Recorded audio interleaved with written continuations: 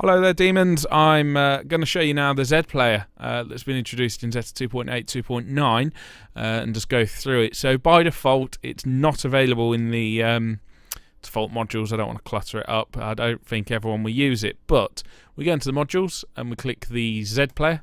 It then appears as a loose thing we can drag about. What I'm going to do is dock it in the bottom. So I'm going to highlight over the my mouse cursor over the little dock bottom button. And then it's docked there at the bottom. So what the Z-Player is a simple one-track player.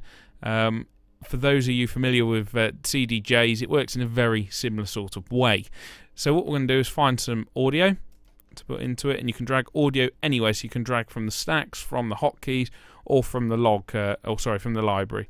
So we've got the A-list sorted by A-list. So let's find Rita Aura Radioactive. So if I drag that in.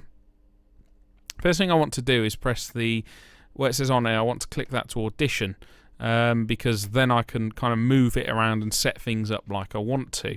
So first thing you've got to do is, you can't press anything, is press the Q button. And then the play button becomes available.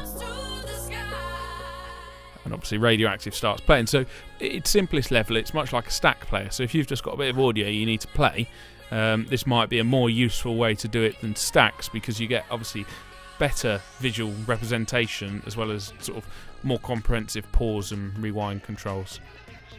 Because we're in audition mode then, these little left and right arrowy things become available. If I press forward,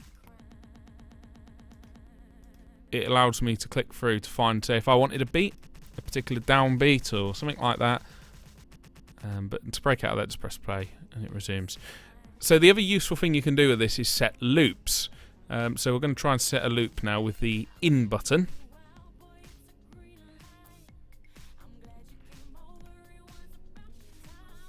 Okay, I'm going to set an out point.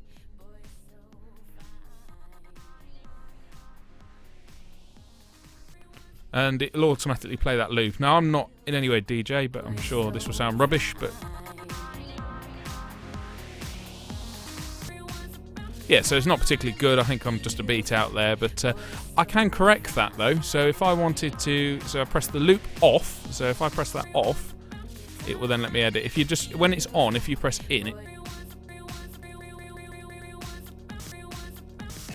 it goes to the in and out point. So if I'm halfway through and go to out,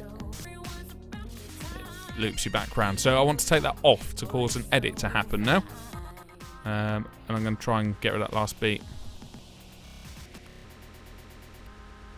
And set the out point there. Press the loop back on. I better audition that and see what I think.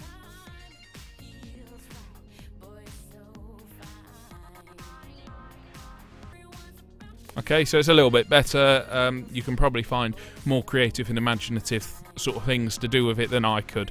Once you're done though, you can click onto on air. You still need to press the Q button to make it play, but I can go to the, so make sure I've got that button pressed, or it'll reset it. So if I go to the in and then press play, now these buttons aren't available and I can't drag around now, so that's the difference between audition on and on air. So we've got a loop there, and I can break out of that loop by just clicking that off. And next time it gets to the end of the loop, it won't.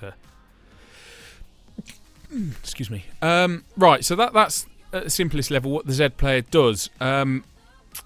If you've got audio that you're allowed to edit, so either if you can edit stuff in the songs database or you've got your own stuff in your own group, so let's just load up the intros jingles group, which is I think everyone can edit. And then if I just grab a bed, what one was I working on earlier? Hoff's organ bed. I could just drag it from up here as well. Drag that in there. Go on to audition. Q, sorry.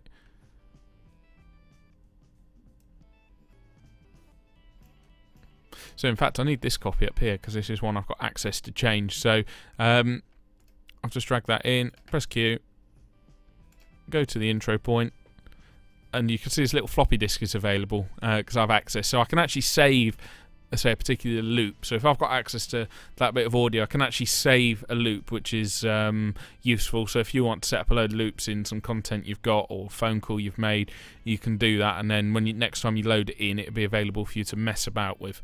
So that's the Z-Player. Like I say, it'll be more familiar to those of you who've done DJ stuff, but it is quite useful for creating little loops. If you want to make a bed out of something, you could do that with this. If you had a call or a prank that you wanted to play particular bits of innuendo, bingo type features, etc., again, this is quite useful for doing that on the fly. So that's the Z-Player. I'm going to do another video on the multi-track editor, which kind of works a bit like Audition, lets you record things in, chop assets from Zetta over the top of it, and then save it as an output. So that's another cool feature of Zetta 2.9, and I'll cover that in a separate video. Cheers, guys.